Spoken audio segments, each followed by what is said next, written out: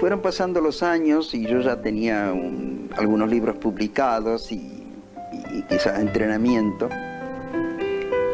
Tacholas y yo al mismo tiempo decidimos que yo debía escribir su vida. Él me iba contando cosas. Yo no quería hacer una literatura de grabador.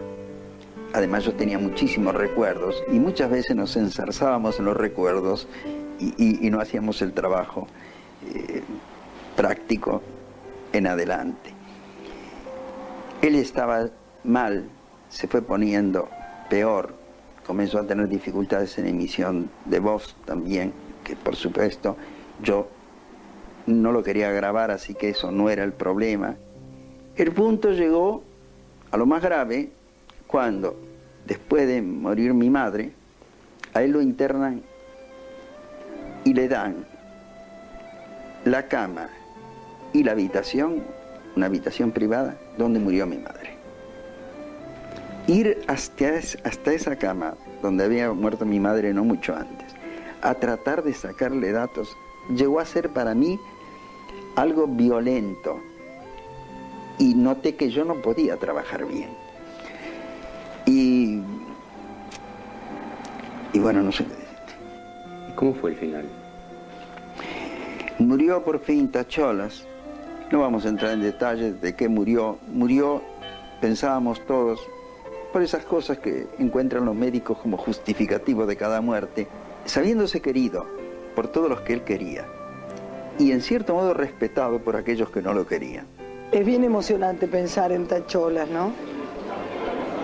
Uno siempre recuerda las primeras veces y las últimas, ¿no? A mí, el día que murió, el día que estábamos todos allí despidiéndolo, el día en que se adelantó en el camino, y lo despedimos, me acuerdo que ese día yo fui con Raúl de la Torre con enorme tristeza. Era un ser muy querido, extraordinario actor.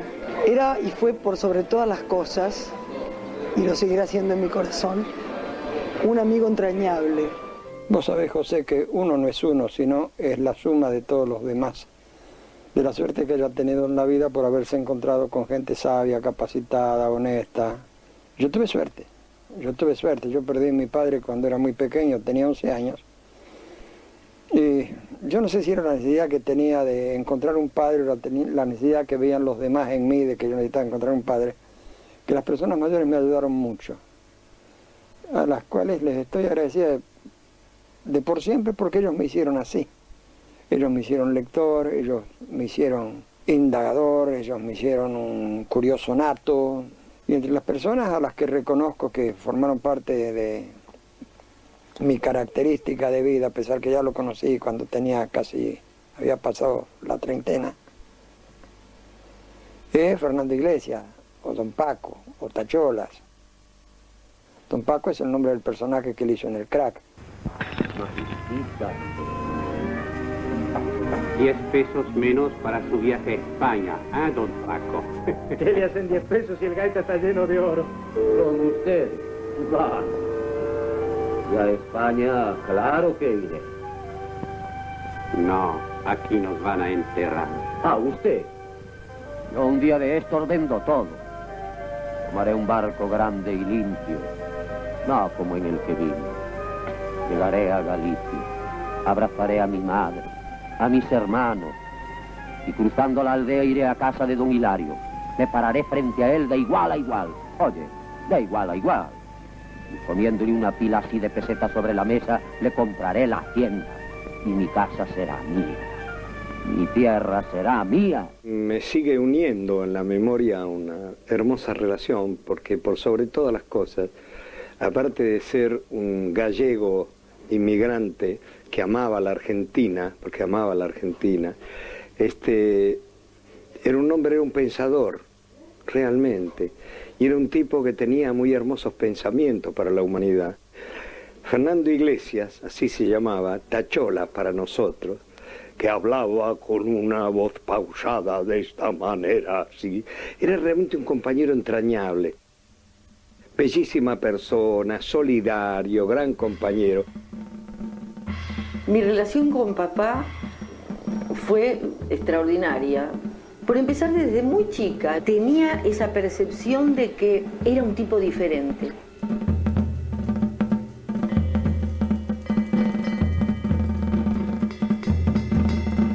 Aunque no quisiera, surgía la comparación con los demás papás de mis compañeros, porque el humor que él tenía era tan exento de temor al ridículo que en aquella época, si hoy día todavía alguna gente es un poco corta, en aquellas épocas era una gente muy empaquetada y papá jamás. Eso era desconocido en él, ¿no?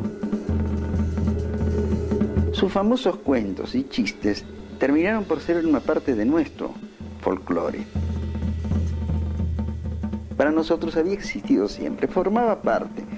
Salpicábamos nuestra conversación con chistes de él y quizá le atribuíamos algunos. Porque quizá era tan eterno, como dice Borges, ¿no? Como el agua y el aire. Durante años, como todos los chicos, los galleguitos, los manolitos, viví esperando los domingos. En el verano hacíamos los famosos picnics. Nunca le nombramos de otra manera más que la inglesa, picnics. Eran en Quilmes generalmente, nos acercábamos hacia el lote que habíamos alquilado, el recreo que habíamos alquilado con nuestra sociedad comarcal, e íbamos oyendo las músicas de todas las otras. Comenzábamos todos con el himno a Galicia, el himno de Galicia, que es el himno oficial todavía hoy.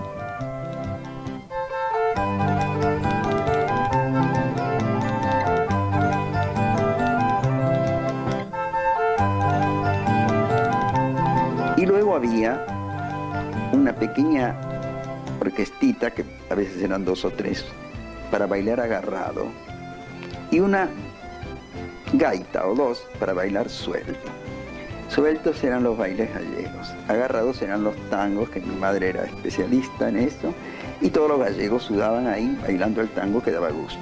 Cuando iban los picnics a Quilmes, casi siempre iba mi suegra también acompañándolos, y ya he ido yo también. Y en realidad, como todos los muchachos eran jóvenes y bastante bien parecidos, las chicas estaban siempre revoloteando por alrededor de la mesa. Entonces mi suegra, con mucho disimulo, las echaba. Entonces yo un día le dije, bueno, nena, por favor, andate, pues está bien que las vean cuando bailan, cuando tocan y todo, pero están comprometidos, así que no, si no quieren que las echen, váyanse. Todo aquel pasado más o menos idílico de los domingos, con todos los mozos del almacén, bien afeitaditos y yendo a buscar novias, porque muchos matrimonios se armaron en esos famosos picnics, las fiestas campestres del verano.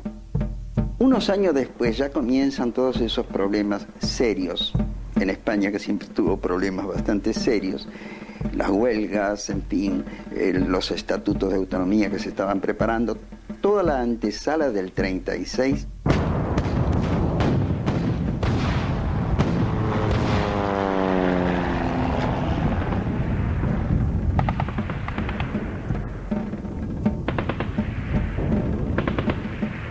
Entonces, muchas de las energías de antes, de cantar, de comer, de las cuchipandas y de jugar al truco y a la brisca sobre todo, terminaron por convertirse en reuniones patrióticas, en reunir dinero, en mandar ropas al Socorro Republicano y también al otro lado donde quedaba la parentela.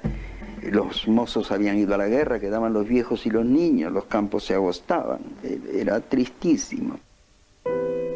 Mi infancia está también muy, ¿cómo podía decir?, muy marcada por una experiencia histórica fundamental que fue la Guerra Civil Española. Así como otros tienen la mitología griega, mi propia mitología personal, desde muy niño, fue la resistencia antifascista del pueblo español.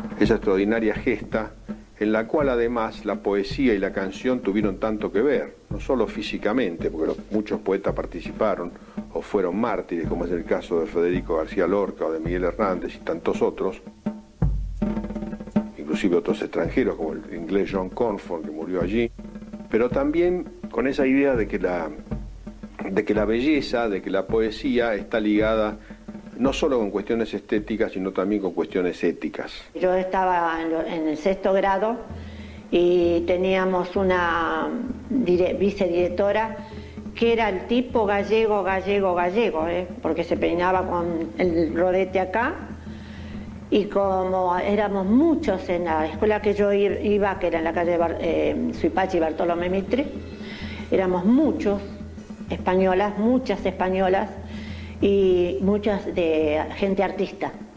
Entonces siempre nos hablaban a favor de Franco. Un día casi me le voy a la cabeza, pero mis compañeras me sostuvieron. No me da vergüenza decirlo porque me hirió tanto, porque ella sabía que no sería y lo hacía de maldad. Y gracias que las chicas me sostuvieron, si no le hubiera arrancado el moño. Con toda seguridad. Aunque yo era chica, pero ella era también más petiza que yo. La trayectoria de la gente de esa época era coherente a su accionar. No decían una cosa y hablaban, después actuaban de una manera totalmente distinta. No, eran personas coherentes en su accionar y en su decir. Y Fernando, bueno, era un paradigma de todo eso. Yo ya sabía que era hombre de la colonia gallega, muy respetado, muy querido, muy admirado, convocado siempre para todo acto, un hombre de ideas absolutamente respetuosas por el contrincante político, excepto con los fascistas. Tenía una actitud ya absolutamente severa.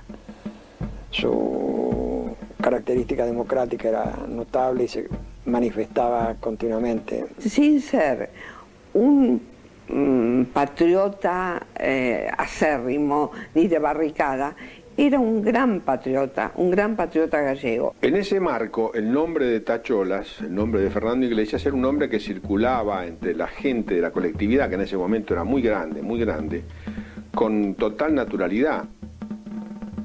Tacholas aparecía por las radios, Tacholas aparecía en el teatro haciendo obras.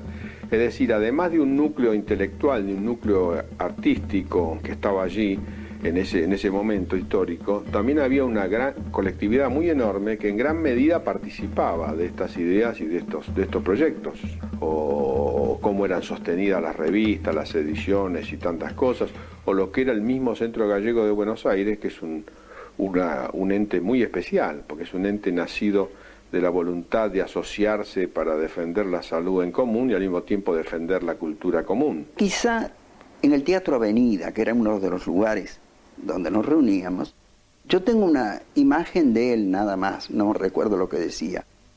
Debe haber sido una locución patriótica, sí. Pero en un momento una señora cerca de nosotros grita: «Tacholas, un contiño». Le pidió un cuento, que se dejara de embromar con esa locución patriótica y que nos contara uno de los cuentos, que todos conocían, no solo por verlo en vivo, sino por las audiciones de radio, donde él trabajó y donde precisamente logró el apodo de Tacholas, que se lo autopuso. Hay toda una historia, si eso quiere decir tachuela o no, en gallego clásico, en el gallego canónico, es chatola, pero podría haber sido así. De cualquier manera, él dejó para siempre de ser otra cosa que Tacholas. En la radio, bueno, cuando iba en la audición Recordando Galicia, que estaba Maruja Boga, que era la que dirigía, y Aróstegui, que era el relator olímpico de fútbol, eran los dos que dirigían la audición, iban gallegos, muchas personas, pero los que estaban siempre eran Manuel Dopazo, gaitero, y Fernando Iglesias, Tacholas, que era el que contaba los cuentos. Yo recuerdo que siempre él me decía que yo lo que tenía que ser era original, que si era posible que yo me diseñara mi ropa, que yo no vistiera como todo el mundo, que yo no tenía que copiar nada, la originalidad ante todo.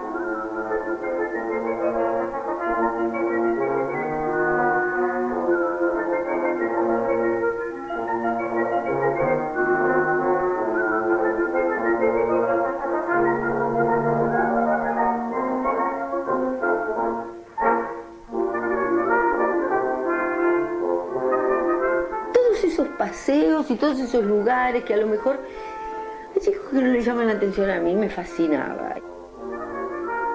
Y nos encontrábamos con las terrazas de café, se empezaba a saludar y a pararse con todos los exilados y con todos por Avenida de Mayo, y era una cosa. Durante la Guerra de España hubo en la Avenida de Mayo una pequeña guerra. Tenía lugar en una esquina, Salta y Avenida de Mayo. Ahí todavía el bar Iberia. Enfrente estaba el bar Español, ya no existe, ahora es un banco. De un lado estaban entonces los republicanos, que le llamaban rojos los de enfrente. Y el bar fatalmente terminó por llamarse bar Miaja, que era el general de los republicanos. El otro, el bar Español, terminó por llamarse Junta de Burgos. Eso era como le llamaban todos. En el Español empezaban a cantar a favor de Franco, y los de Liberia, que eran todos hombres grandes, porque como estaba mi papá, estaba mi suegro, estaban con muchos artistas también, entonces empezaban a insultarse. Un plato va a una taza y después hasta las sillas y las mesas. Fue bravo, bravo. En un día bonito empiezan a llegar al bar Iberia todos los parroquianos que consumían muy poco y gritaban mucho y luego peleaban con los de enfrente, munidos de unos paraguas atroces. Tantos paraguas en un día de sol les hicieron pensar que algo raro venía y cruzaron la calle y entraron con los paraguas en el bar Español y abrieron los paraguas todos a un tiempo. Es decir, esa famosa fatalidad del paraguas negro, sobre todo, abierto bajo un techo, desearon multiplicarla por una cantidad grande de paraguas y hacerlo allí para que eso mágicamente determinara una suerte adversa en la guerra. Vos sabés cómo son los gallegos. Creo que son los tipos más inteligentes que he conocido, más sagaces, más nobles. O sea, gente a la que quiero, a la que amo, a la que respeto, y a la que en muchas oportunidades he tomado como ejemplo. ¿Cuál es el caso del doctor Pérez Prado, una eminencia que tenemos acá en Argentina, ¿no? ¿Cuál es el caso de Castelao, nada menos, ¿no? Uno de los grandes hombres, grandes intelectuales que pasó por acá, por Argentina? De chico yo había tenido oportunidad de conocer algunas de las figuras más importantes de la emigración cultural gallega en Buenos Aires. Mi padre a los 12 años me llevó a escuchar a Castelao, que fue una experiencia que nunca olvidaré. Yo he visto multitudes escuchando a Castelao. Castelao llegaba a las 5 de la tarde, siempre, los sábados, que era la reunión del Consejo de Galicia en casa. Y mi padre descansaba. Fíjate que es una cosa que yo lo voy a tener en cuenta siempre. Él, a la persona que le atendía, le decía, ¿está descansando don Manuel? Bueno, sí, déjelo. Como lo dejaban, yo me venía, era re tímida en ese momento, pero no sé de dónde sacaba fuerzas y venía a verlo, porque para mí era como un arcángel San Gabriel. Yo lo miraba y era como ver, no sé, a Dios. Y me empezaba a hablar, me hablaba de Galicia, me hablaba de sus viajes, me hablaba de su vida, todo relatado como para una chica de 10 años, 11 años. Entonces a mí, mi padre venía apresuradamente, cortaba esos diálogos, luego ya no tenía yo entrada posible, por eso se reunía el consejo, pero a mí me dejó grabado como un sello de amor por Galicia que nunca lo voy a olvidar. Nació en Galicia, de niño estuvo en la Pampa de Buenos Aires y aprendió a tocar la guitarra de muchachito. Se fue a Galicia de nuevo, tuvo un gran papel en la política gallega y española y vino a morir acá, a Buenos Aires. Aún con el amor de todo el mundo de esta colectividad, no hay que olvidar que era un exiliado, que es el peor de los castigos, y cuando volvió de Francia sabía que ya no podía volver. Y eso a Castelao fue como una espada que lo mató. Estos exiliados, muchos de ellos, de los cuales eran intelectuales, artistas, escritores, científicos, periodistas, constituyeron en Buenos Aires un núcleo alrededor de la figura de Castelao que daba una vida cultural intensísima, a la cual de alguna manera yo asistía como niño, pero de la cual tenía conciencia. En todos los actos de Castelao o de Blanco Amor o de cualquiera de los poetas o escritores que vinieron, estábamos todos, o de los que vivían ya acá, como Avelino Díaz, estábamos todos reunidos y así se trababan amistades que eran como una gran familia. Éramos una enorme familia, bastante unida, por no decirte muy unida, porque siempre hubo discrepancias, pero había unión. La fidelidad de Tacholas a Castelao era ejemplar. Él fue uno de los del grupo que estuvo siempre muy cerca de Castelao cuando Castelao estuvo exiliado acá en Buenos Aires. Castelao fue sostenido económicamente por un grupo de gallegos, entre ellos Manuel Puente, pero también mucha otra gente.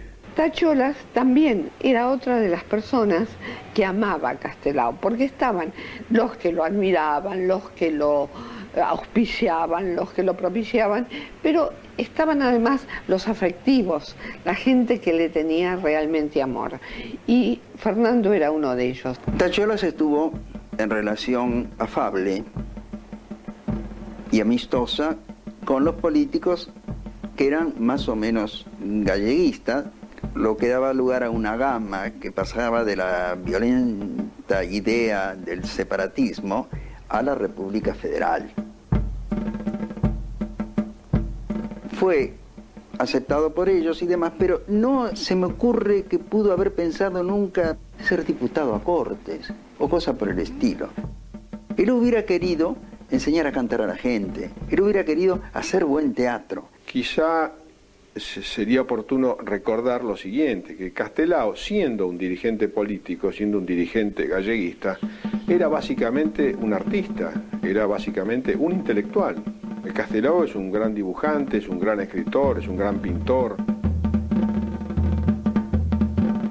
Es una figura que su vocación hubiera sido siempre la del arte, digamos, o la de la literatura, pero que se sintió llevado a esta responsabilidad de convertirse, queriéndolo o sin quererlo, de manera un poco, así como el destino nos conduce a veces, a convertirse en el guía espiritual de su pueblo en el exilio. Y Tacholas fue siempre una figura muy fiel, no solo a las ideas de Castelao y a su personalidad, sino también al espíritu más profundo. Yo casi diría que Tacholas es uno de los más puros y profundos representantes que quedaban después de la muerte de Castelao del espíritu vivo de Castelao. Se fue una época, pero eso quiere decir también que es una época que nos grabó mucho a nosotros, que nos marcó, que nos dio una identidad, y por eso es que los recordamos con muchísimo amor.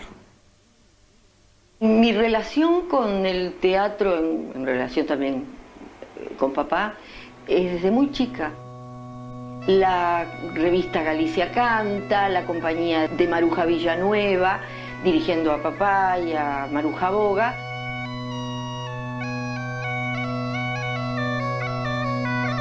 Era en el Teatro Argentino. En realidad es un teatro bastante emblemático porque después la AAA lo quemó, ¿no? Yo soy, primero que nada, actriz de chica, que trabajé con todas las primeras figuras que venían de España y con las figuras que había aquí también. Porque he trabajado con doña Lola Membrives, he trabajado con María Antinea también, he trabajado con todos los de Zarzuela. Yo lo conocí a Fernando Iglesias cuando iba a los festivales que daba los conjuntos gallegos, y entonces nos contrataba a nosotras, a mi hermana y a mí, que también trabajábamos, y después lo conocí más cuando me hice novia de mi marido, que era el hijo del gaitero Do Paso, y Tacholas iba siempre con Do Paso. Pero después estaba Maruja Boga, estaba la Iniesta, eran todos muy buenos actores. En aquellas épocas, y del año 30 y tantos al 40 y tantos, Fue mucho público a todos los espectáculos españoles y a los gallegos. Porque no solamente en el Mayo, en el Maravillas, en el Avenida, hasta el Teatro Colón han estado los gallegos. En el año 29, para el Día de la Raza, fueron los conjuntos gallegos, y uno de los conjuntos de gaita que fue el de mi suegro.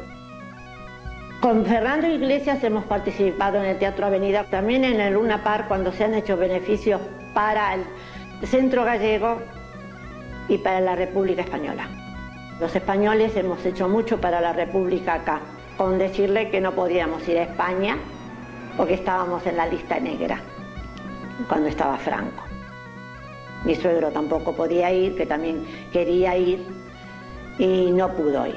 Éramos republicanos, mi padre era republicano, no podíamos ser de otra forma. Hay que pensar que en esa época había emigrantes que vinieron exiliados, porque obviamente la gente emigrada que adoptó ideas republicanas y socialistas era gente que ya no pudo volver a su tierra. Quiso la casualidad que en cierto momento me nombraran director de la revista del Centro Gallego de Buenos Aires, y a partir de allí empecé a tener un contacto prácticamente diario con la colectividad.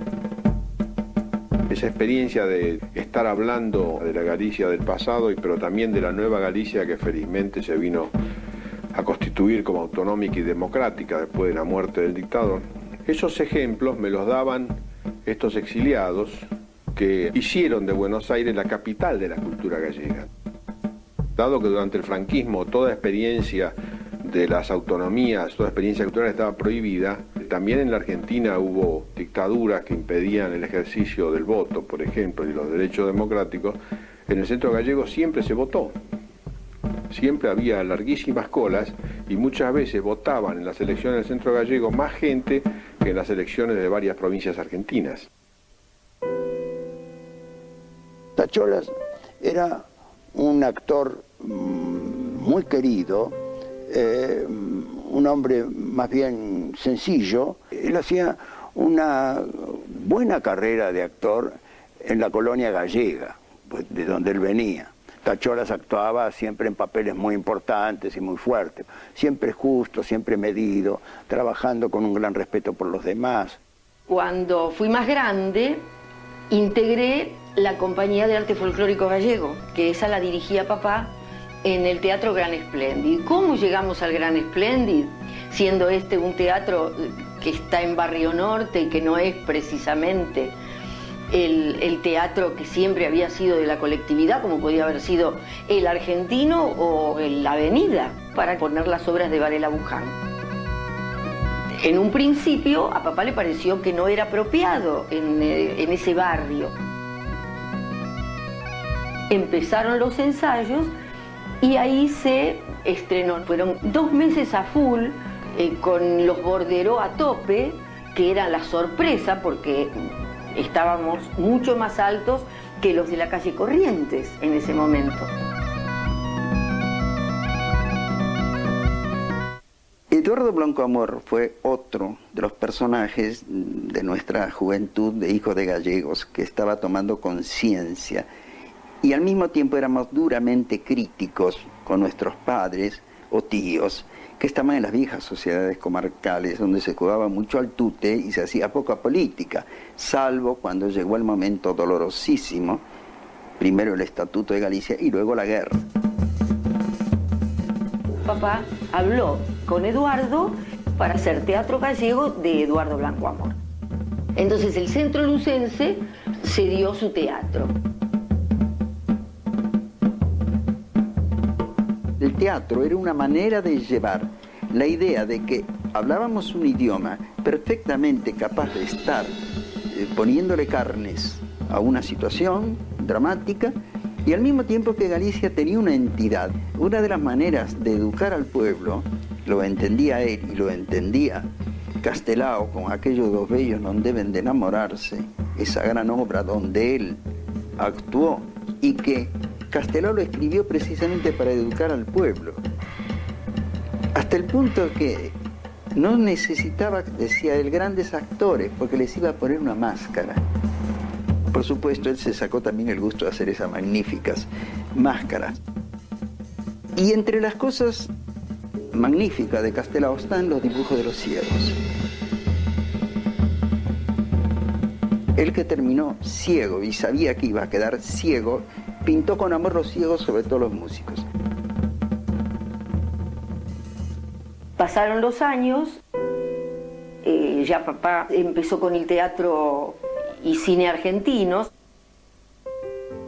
A través de su accionar como actor, a mí me causaba muchísima gracia en los actos en que le veía y luego mucha admiración cuando le vi en su labor teatral, en su quehacer cinematográfico, en todo su devenir. En todas las obras de Argentina que necesitaban un gallego, lo llamaban a él, porque representaba muy bien y trabajaba muy bien.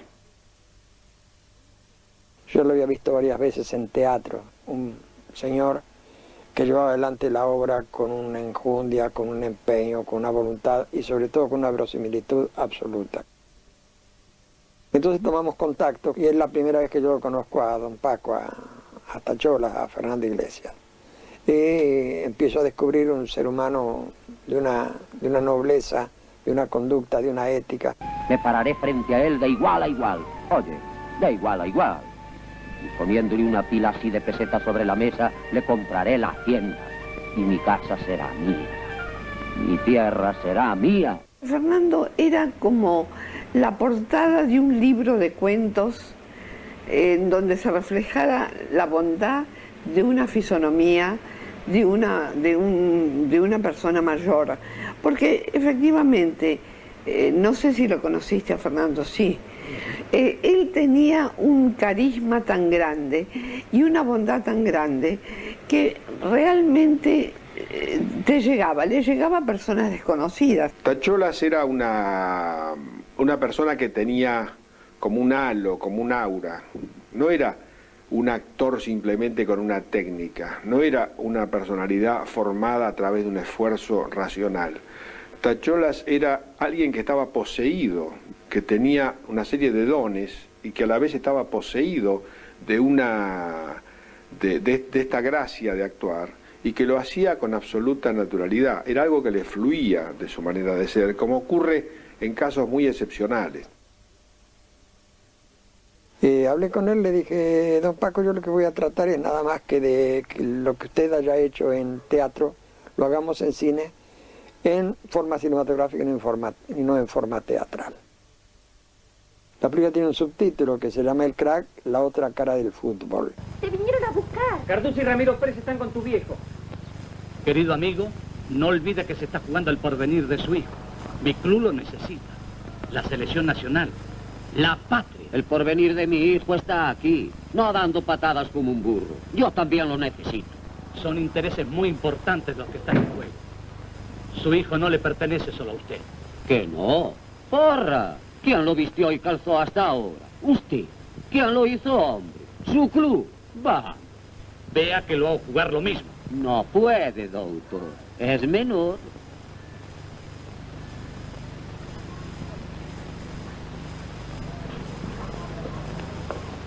Por favor, sirva whisky para todos, señor Castro.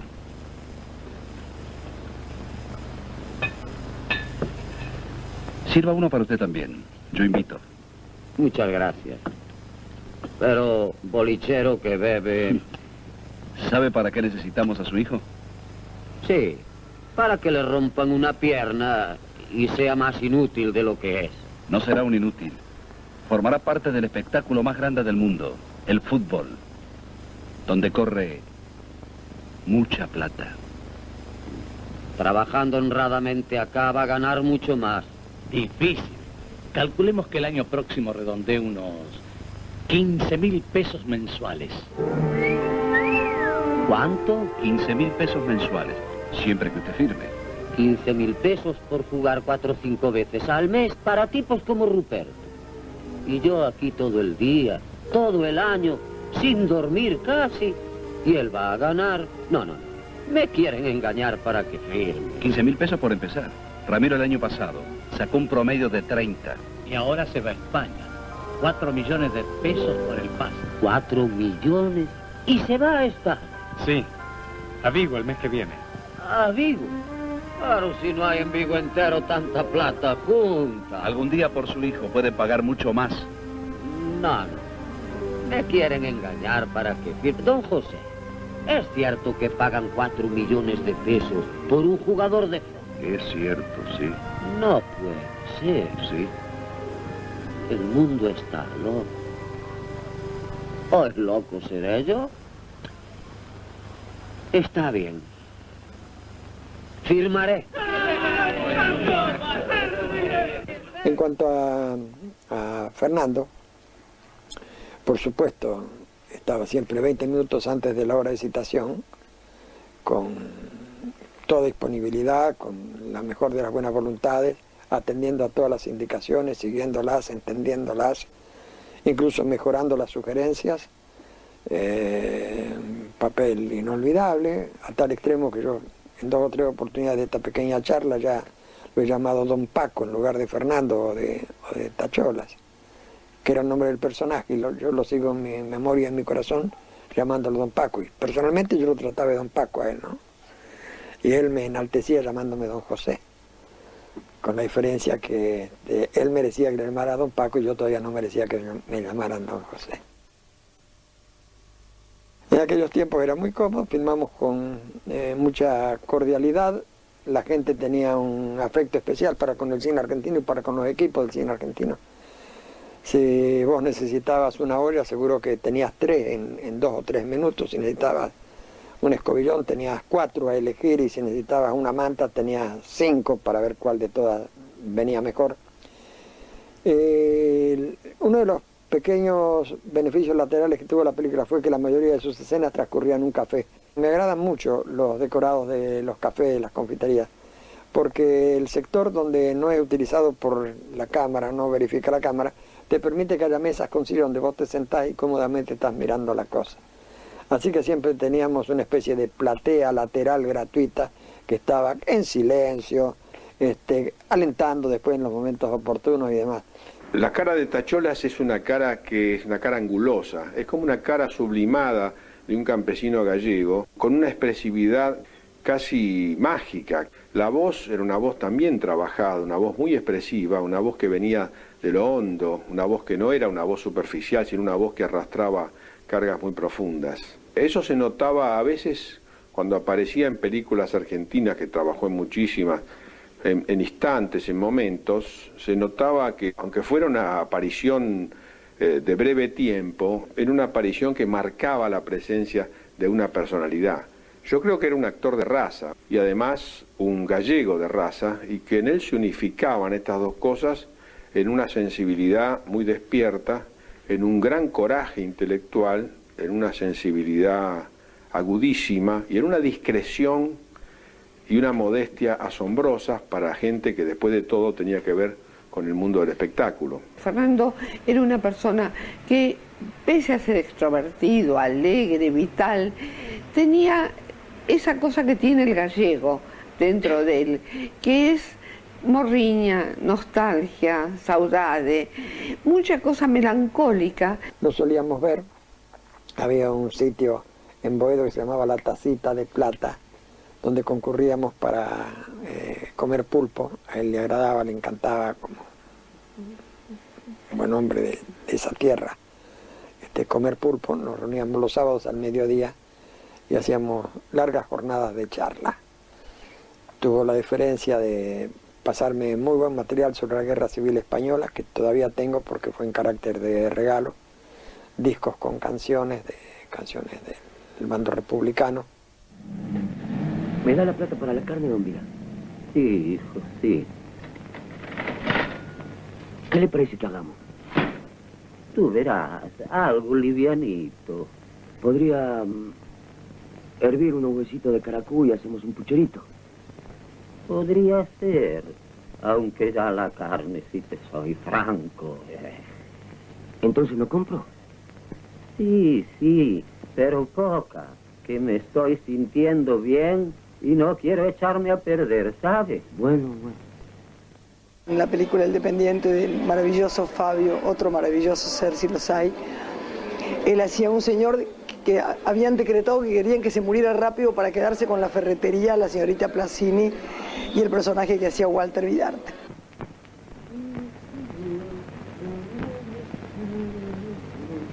Bueno, hombre, bueno. Qué buen paso has pisado.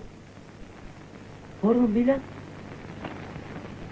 Bueno, pues, qué sé yo, que no te veo bien. Es decir, que te veo demasiado bien.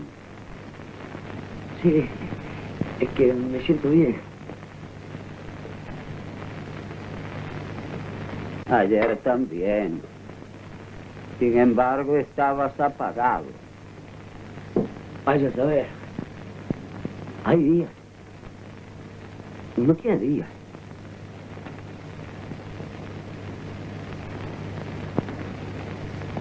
Ay, señor.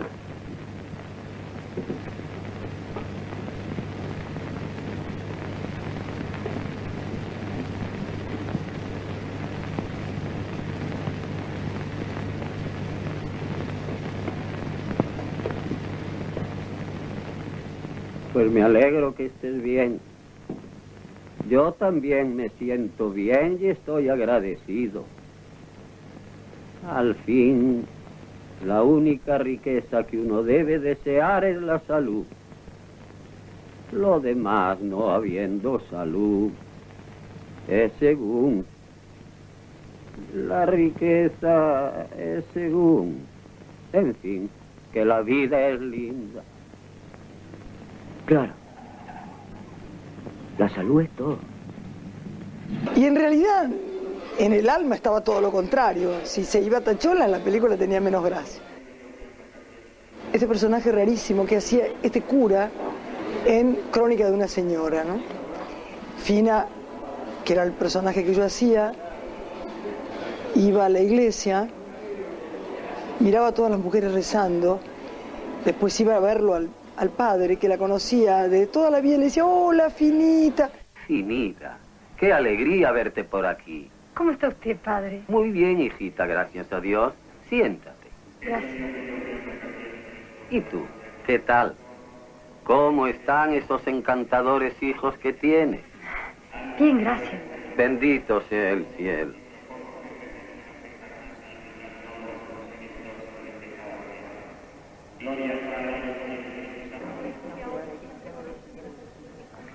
Hoy ha venido una pobre mujer a pedirme llorando que rezara por su hijo enfermo. 8 años tiene el mocoso, hijo único y con leucemia. Le queda una semana de vida. ¡Qué espanto, pobre chico! Pobre madre, porque ese niño, como te imaginarás, irá derecho al cielo, pero ella, pobrecita, que Dios le dé fuerza. Ah, Finita, espero que todas las noches darás gracias a Dios por todo lo que te ha sido dado. No hablo de bienes materiales, hablo de lo fundamental, de tener hijos sanos de cuerpo y alma, un hogar feliz, un buen marido y una madre que es una santa. Sí, padre. Hay tanto dolor en el mundo, Finita. ¿Venías a confesarte?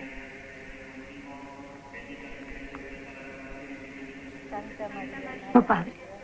Hace mucho que no te confiesas. Sí, bastante. Bueno, me voy, padre. Vuelve pronto. ¿Me lo prometes? Sí, padre, me voy. Las chicas me esperan. Adiós, hija.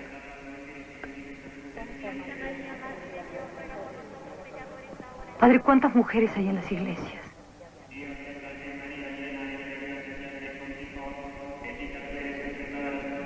Siempre nos recuerdan a todos los que tenemos, y no le preguntaba qué le faltaba y en qué la podía ayudar, ¿no? Realmente fue divino, había mundos en esos ojos, era un divino total, yo lo extrañé mucho. Tengo el mejor de los recuerdos de Tachola. Fue un actor que trabajó en 5 películas de Aries, de las cuales 4 yo dirigí. Y lo primero que me viene a la mente es la presencia humana.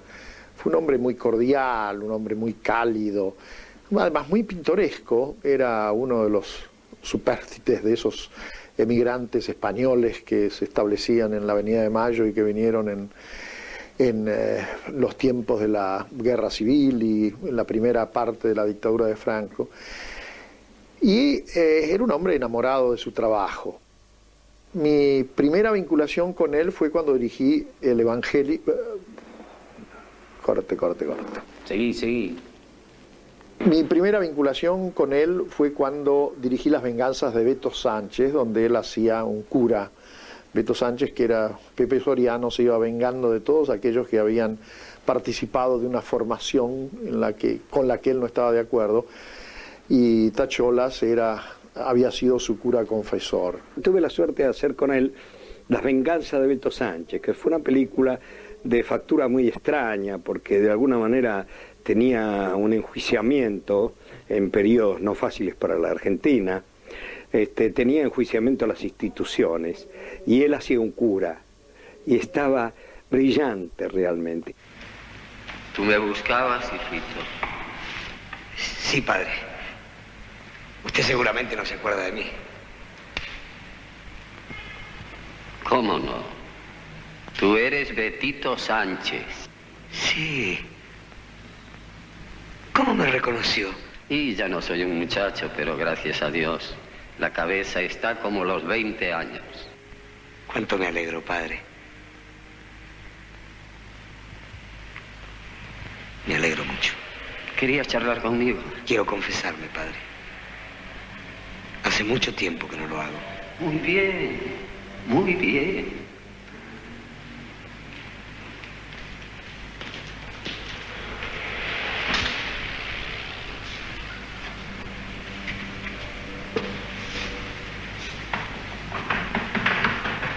Te escucho, hijo. Hace muchos años que no me confieso, padre. ¿Por qué? ¿Por qué?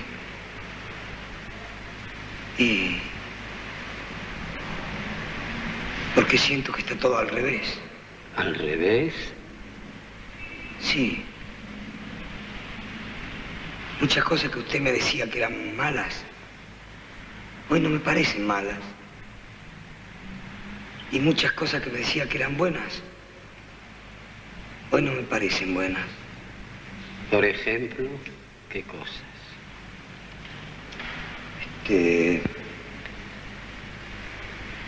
Acostarse con mujeres. Con muchas mujeres. ¿Todas juntas? No, padre. De a una. ¿Y eso te parece bueno o malo? Bueno. Muy bueno, padre. Ajá. ¿Y qué es lo que te parece malo? Resignarse. Aceptar todo lo que le pasa a uno en la tierra para ganar el cielo. Ay, Betito. Qué desorientado estás. No, padre. Nunca estuve tan seguro de lo que siento. Lo que sientes no tiene importancia. Son tus actos ante los ojos de Dios los que... Pasan cosas muy feas ante los ojos de Dios. Solo Él puede juzgar la calidad de los actos humanos. Hay hombres injustos, padre.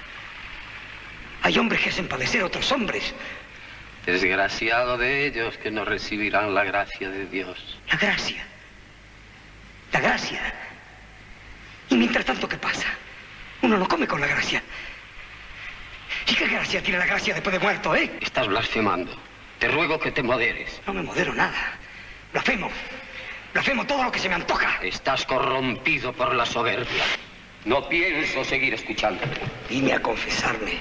Y su deber es escuchar mi confesión. Sí, mi deber es escuchar tu confesión, pero no tus insultos a Dios y a su iglesia.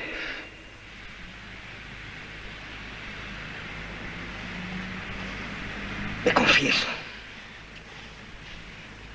Quiero confesión.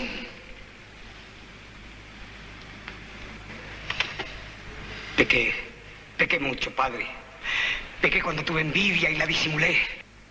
Pequé cuando tuve ambiciones y no las alcancé por mis escrúpulos. Pequé cada vez que reprimí un deseo, por más oscuro y sucio que fuera. Estás loco. Totalmente loco. Estaba loco cuando me aguantaba. Cuando no hacía lo que quería. Cuando trataba de ser bueno y decente aunque no tuviera ganas. Esos son mis pecados, padre. Yo estoy arrepentido, ¿eh? Se lo juro, muy arrepentido. Y usted es el responsable. Por usted me pasé la vida lleno de culpas y de remordimientos. Con la cabeza llena de enseñanzas que para lo único que me servían era para sentir miedo. Y usted me jodió, padre. ¿Y cómo me jodió? Y yo juré vengarme de todos los que me jodieron. Y hoy le toca a usted, padre.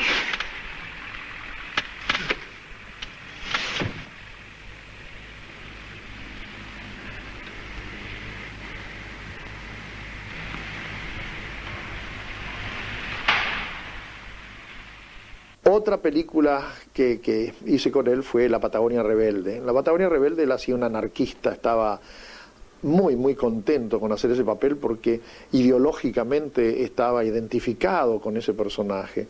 Compañero secretario general, se me está coartando en el uso de la palabra. Tiene razón, compañero, pero concrete, por favor.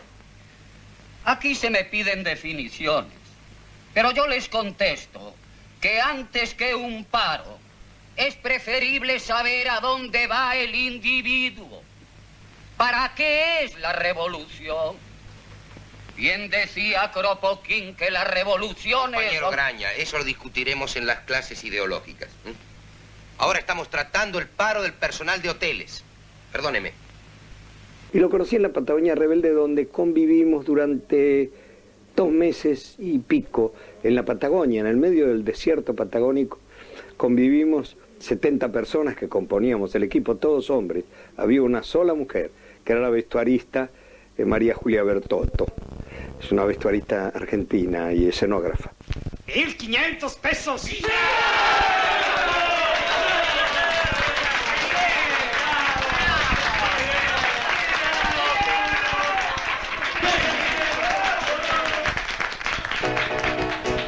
Hijo del pueblo, te oprimen cadenas y esa injusticia no puede seguir.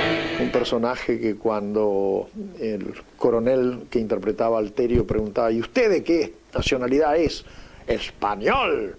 Y Alterio hacía así, que quería decir 4 tiros, como solucionaba el problema con todos estos anarcosindicalistas que habían hecho la revolución en esa Patagonia casi desértica.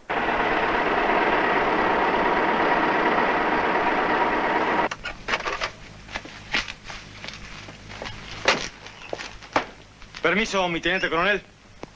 2 huelguistas piden ser recibidos. Que pasen.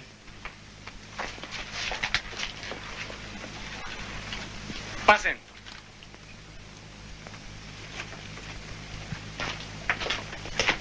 Permiso. Buen provecho para todos. ¿Qué quieren? Representamos la Federación Obrera. Venimos para tratar de igual a igual las condiciones de un arreglo. De igual a igual. Claro. ¿De qué nacionalidad es usted? Español. ¿Y el otro? Polaco. ¿Y ustedes 2 extranjeros alzados quieren imponerme condiciones a mí? ¿Pero condiciones de qué, hijos de puta? ¿Condiciones de qué?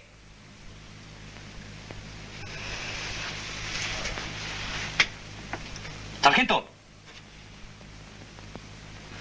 Afuera. ¡Vamos, vamos, vamos! Capitán. Adelante hacia la columna. Un suboficial y bandera blanca. Va y les pide rendición incondicional. Bien, mi teniente coronel. ¡Preparen! ¡Apunten!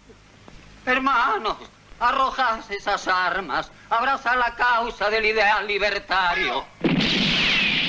Trabajó también en No habrás penas ni olvido, en esa película que hacía un empleado de la municipalidad que comandaba Federico Lupi. ¿Cuánto ganamos, Llanito? 83.000 pesos. Te nombro director de Parques y Jardines y te llevo a 120. Gracias, don Ignacio. No sabe la falta que me hace. Muy bien, agente Comini. Dele el arma. ¿Ah? El arma, hombre, dele. Toma, tenés. ¿Y esto para qué? Para que defendas al pueblo. Te vas allá y te quedas en aquella ventana. Anda. Anda.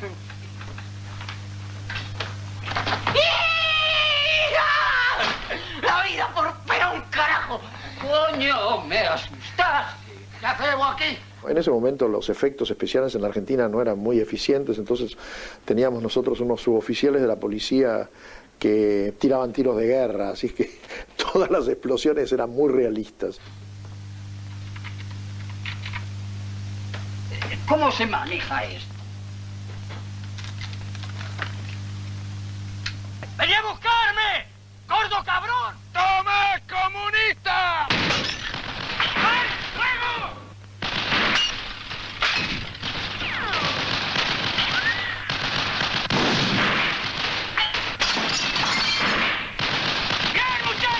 Moría de un tiro en la frente y fue una filmación en la que él estuvo muy impresionado porque todo eso de la muerte y del tiro no lo tenía muy contento.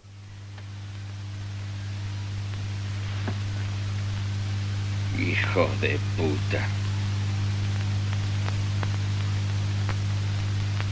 Pobre Moyanito. Y había una escena en que Tacholas, ya muerto, estaba tirado en el piso, lo cubríamos con un mapa de la República Argentina y simbólicamente cuando empezaba el incendio de la municipalidad empezaba a quemarse ese mapa, que por supuesto era alcohol de quemar sobre el mapa, pero que le daba un tremendo calor abajo al pobre Tacholas que estaba aguantando eso mientras nosotros filmábamos. Y lo único que escuchábamos era calor, calor, pero el pobre no se movió y pudimos terminar la toma. En fin, era un profesional muy derecho. Yo recuerdo que todo el mundo en el equipo de filmación, en los diferentes equipos de filmación de las películas en las que él participó, Tacholas era muy querido, muy respetado. En las crónicas de los romanos, por supuesto no tienen notación musical, pero cuando describen cómo cantaban estos gallegos que andaban por los castros y les tiraban piedrazos a ellos, algunos musicólogos han querido entender que lo que cantaban era algo así como Alalaes de hoy.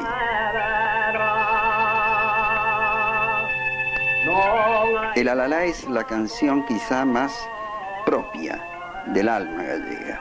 Cuando vino María Casares, gallega, se le dio un gran banquete y Tacholas se acercó a ella, se inclinó un poco y le cantó un Alalá.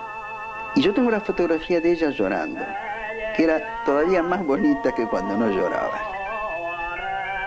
No puedo ver esa fotografía, yo no vi esa circunstancia, por cierto, sin imaginar cómo habrá llorado también Tacholas, que tenía el llanto bastante fácil.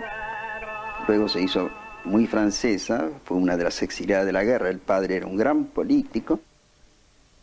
Yo fui director de este teatro del San Martín en los años 69 y 70, y además de toda la programación que el San Martín tenía, obviamente, tuve la idea de acercar a personalidades grandes del teatro vigente en ese momento para que los estudiantes o los que producen teatro en la Argentina tuvieran un contacto directo con ellos.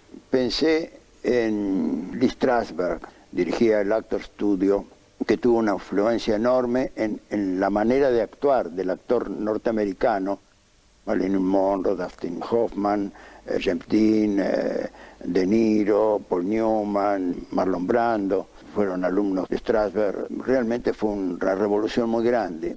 Vino acá dispuesto a dar sus clases. Este teatro se llenó durante un mes, mañana y tarde. La masa grande de actores más importantes vino a las clases de Strasberg. The way in which we're accustomed to act, la forma en que estamos habituados a actuar, and to act well, y actuar bien, often stops us a veces nos detiene from acting as truly and as humanly as he is and has the possibility of being. De actuar tan verdadera, humanamente como él es y tiene la posibilidad de hacerlo. Un día se presentó Tacholas. Se esperaba una reacción, algunas correcciones de Strasberg y nada más. The DRC? Tacholas. ¿Puede esta tarde? Bueno. Yes, he can help me. Wonderful. Wonderful. That's how theater people work. Así trabaja la gente de teatro. That's right. When everything goes wrong in the theater and the world, the theater works best. When everything runs smoothly, it's terrible. Cuando todo anda mal en el mundo, el teatro anda muy bien. Cuando todo anda muy bien en el mundo, el teatro anda muy mal. Cuando terminó Tacholas, yo no recuerdo otro caso, se levantó y lo felicitó. Y habló durante unos minutos diciendo que él acababa de ver un actor que trabajaba con la profundidad, con la verdad, con la sinceridad, con la transmisión que él deseaba que un actor tuviera. Strasberg estaba emocionado de haberlo visto. Encontró precisamente un actor que trabajaba con su interior.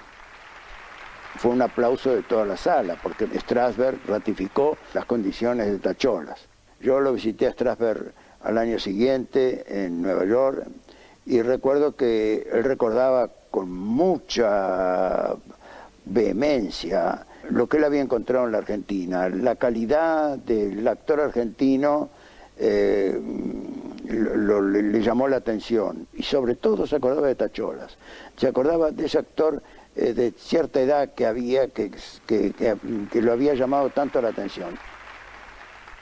Debo decir en honor a los gallegos que si la Argentina le dio mucho a él, porque le dio la alegría de ejercer su oficio de actor, él nos dio su solidaridad, su amor por el país y su entrega a toda causa noble que yo, que ya llevo 50 años de trabajo y me he anotado en casi todas, lo conozco de todas las actitudes solidarias que un pueblo reclama. Yo era muy chiquita, tenía 5 años y yo cantaba los dos himnos, el gallego y el argentino. Me los enseñó juntos. Se hizo ciudadano argentino en el año 51. Cuando él opinaba mucho de política o de cualquier cosa que opinara del país, si alguno le reclamaba que, bueno, lo reprochaba que él no podía opinar porque era extranjero, él le decía que tenía muchísimas más veces sellada la libreta que muchos, porque le tocó desde el 51 votar todos los años. Cada 25 de julio, que es el Día de Santiago y el Día de Galicia, en el hall del Centro Gallego, alrededor de la estatua de Castelao, se hacía una gran ceremonia. Esa ceremonia, y se cantaba el himno gallego, por supuesto con gran emoción. Pero como ocurre con este tipo de celebraciones, con los años se van convirtiendo en celebraciones a veces burocráticas, no todo el mundo lo vive con la misma intensidad. Tacholas estoy seguro que lo vivía como siempre, como una cosa muy emocionante. En algún momento estaba hablando de algún personaje de la vida política gallega actual, y no sé cómo mencionó a Tacholas de que Tacholas debería estar en Galicia. Y Tacholas, medio en broma, medio en serio, salió la voz de él, me acuerdo, y diciéndole, váymalá, o diciendo, pero llévenme. El personaje político, digamos, no acusó el golpe y la cosa quedó ahí. Pero yo nunca me olvidé de ese grito que había salido entre la fila de los que estaban celebrando y diciendo, pero llévenme, porque Tacholas es un hombre muy humilde, precisamente su honestidad hacía que nunca hubiera hecho dinero. Fernando estaba lleno de emoción, lleno de alegría, lleno de, ¿cómo te puedo decir? Él respiraba alegría y respiraba patriotismo. Era una persona centrada y cabal, que desbordaba ese amor que sentía por Galicia y por la Argentina, porque por la Argentina realmente la amó profundamente. En el año 66 estuvo en Jujuy filmando Soluna, se hizo amigo del director de la escuela de Humahuaca y entonces le comentó que, bueno, los chicos tenían muchísimas necesidades. Entonces él prometió hacer desde acá lo que pudiera. Había muchos amigos que tenían negocios acá en Buenos Aires y prácticamente los obligó a que donaran todo nuevo. Yo no sé la cantidad de embalajes que mandaron a Jujuy, y durante meses, desde una bandera, pasando por cajas de camisetas, calzoncillos, delantales, bueno, ropa de abrigos. Yo recuerdo las cartas de agradecimiento de esto, ¿no? Él podía haber tenido acceso a un retiro que le daba el gobierno español a todos los emigrantes que pasaban los 30 años fuera del país, y el cónsul le dijo que para poder acceder a la pensión tenía que renunciar a la nacionalidad argentina. Y bueno, se negó totalmente y renunció a la pensión, que le hubiera venido en ese momento muy bien, ¿no? Ya era una cuestión de ética que tenía ante la vida. El dinero era un elemento que era necesario para subsistir, pero no por otro motivo. Nunca supe que Tachola luchara, peleara, ni se preocupara más que por la dignidad de su familia en la forma de vivir, tener el dinero suficiente para que pudieran vivir con la dignidad que merece vivir cualquier ser humano. Era de Ourense, fue la ciudad que siempre quiso. Una ciudad que es muy especial, están las termas más antiguas de Galicia, que son casi las más antiguas también del Imperio Romano, y tiene la condición de que es la única provincia gallega que no tiene mar. La única que está realmente puesta en sí misma, y los mejores vinos. En esa tierra que lo vio de muchacho, lo vio de ayudante del fotógrafo más importante de allá, fue su primer trabajo, Pacheco. Como cantaba en coros, porque él cantó siempre en coros, y vivía en una ciudad, era un burgués. Llegó de 19 años, él solía contarme que cuando lo presentaban decían, no, este no es un inmigrante, este no es un gallego del campo, que no lo era. Yo siempre le conocí como un hombre simpático, agradable, afectuoso, dueño de una vitalidad y de un carisma que muy poca gente la tenía. Y lo último que recuerdo de él así con gran cariño es cuando hicieron un hermosísimo homenaje en Galicia. Y entonces volvió a la Argentina y con esa voz incomparable que me encanta hacerla yo mismo, aunque la haga mal. Mira lo que han hecho mis compatriotas, cómo me han recibido. Y era realmente, se le caían las lágrimas de agradecimiento por su Galicia natal, por cómo lo habían recibido después de tantos años. Fíjate que mi afecto hacia con él era tanto que en un momento, superando la vergüenza que me daba el ofrecimiento, le dije, don Paco, voy a hacer una película, pero no hay papel para usted, pero yo quiero que usted esté. Así que como la película transcurre en un café, me gustaría que usted estuviera atrás del mostrador, rememorando los tiempos en que hicimos nuestra primera película. Y por supuesto era alborozado, me dijo que sí. Don Paco hubiera tenido su papel, pero ya no estaba. La muerte de él para mí fue un dolor muy, muy grande, porque fue como si uno de esos hermanos queridos se te fuera de la vida. Cuando muere Tachola, cuando me entero de la muerte de Tachola, yo sentí algo muy doloroso, porque la medalla Castelao que instituye la Junta de Galicia, yo pienso que debería estar dirigida a exaltar los valores más puros y más persistentes de la galleguidad y de la vida cultural, social y democrática de Galicia. Y muchas veces he visto que se le otorgan a personajes que han hecho dinero por un otro motivo y que ya tienen sus satisfacciones en la vida. En cambio me pareció una cosa dolorosa, irrisoria y al mismo tiempo significativa el hecho de que no se le diera la medalla Castelao a una de las personalidades más ligadas a Castelao y a una de las personalidades que más representaba el espíritu de Castelao. Si el nombre de Castelao no era simplemente un rótulo, si el nombre de Castelao seguía siendo la persistencia y la vigencia de un espíritu, como yo creo que debería ser, una de las personas más indicadas que quedaban en Argentina y en América para darle la medalla a Castelao era sin duda Fernando Iglesias, nuestro querido Tacholas. Pero la historia es así y esas cosas se constituyen también en historia.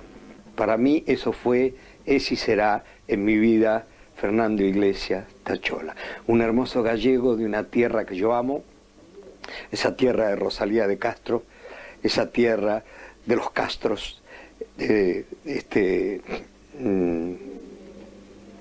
los celtas, esa playa de la Lanzada tan bella. Yo estuve rodando en el Ferrol, fue mi último día de rodaje de la película que hice sobre Franco en España. Viajé en el Azor y recibí el cariño de la gente de Galicia. Tengo un entrañable afecto por Galicia, por todos los recuerdos que guardo de mi permanencia en Galicia y de algunos parientes que yo he tenido que eran gallegos. A todos ellos, sin excepción, desde acá, desde Buenos Aires, les quiero mandar un abrazo entrañable que seguramente lo va a llevar el ángel de Tachola, de Fernando Iglesias, a su amada Galicia, la tierra que lo vio nacer.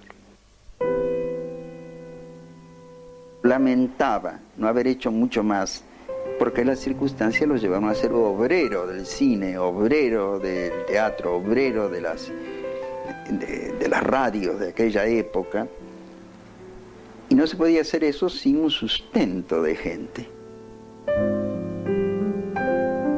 Todas estas artes se sustentan, son artes para que verlas, escucharlas, emocionarse con ellas.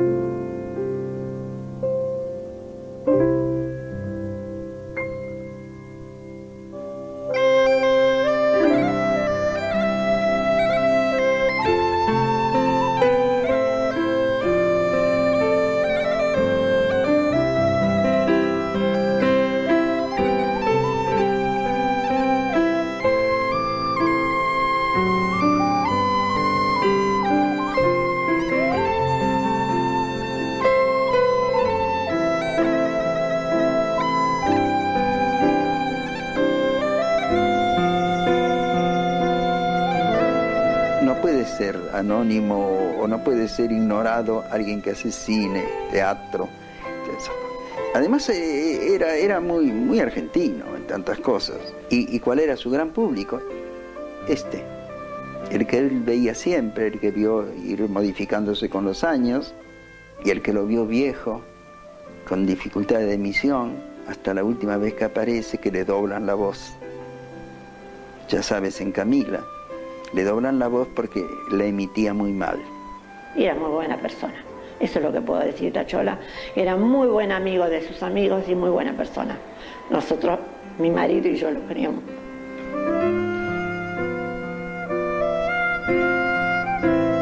Hay actores a los que es enormemente placentero recordar.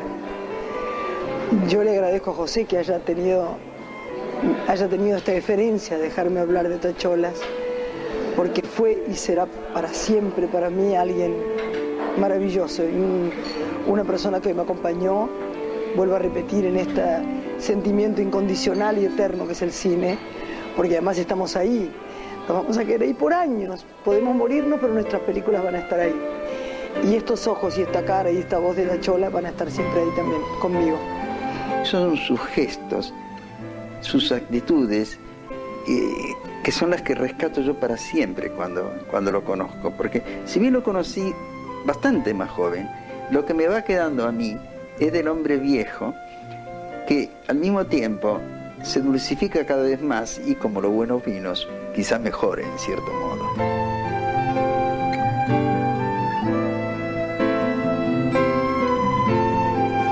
Todos estos recuerdos que yo tengo de papá, de la infancia, son los mismos que recuerda mi hija en su relación con su abuelo. Porque esa vida que me dio a mí de amor por las cosas dignas, por la libertad, por el arte, por todo esto. Lo mismo lo recuerda a mi hija, de la misma manera,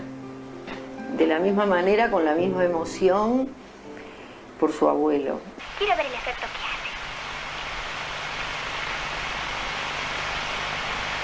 A ver, más arriba. Cayendo sobre la derecha. Ay, no me gusta. Y cayendo sobre la izquierda. Ay, niña, las cosas que me haces hacer. Yo no te obligué, te ofreciste. Porque te vi con tantas dudas. Que si arriba, que si abajo, que... Ay, cómo me quedará mejor. Y te queda espléndida. Quizá, pero como yo no pienso usarlo en la vida, que me tiras el pelo. Ay, paciencia, Javier, paciencia. Ay, Javier, estoy tan nerviosa. Es mi primer baile. Quizá sea para mí el último. A propósito de baile, ¿qué tal si practicamos? ¿Otra vez? Sí, un poquito para estar más segura mañana. Pero, ¿sabes? Estas danzas modernas y mi reuma, si fuera un vals, o un fox lento, o hasta un tango. Vamos, Javier, vamos, practiquemos. Bueno, total, el payaso ya lo estoy haciendo.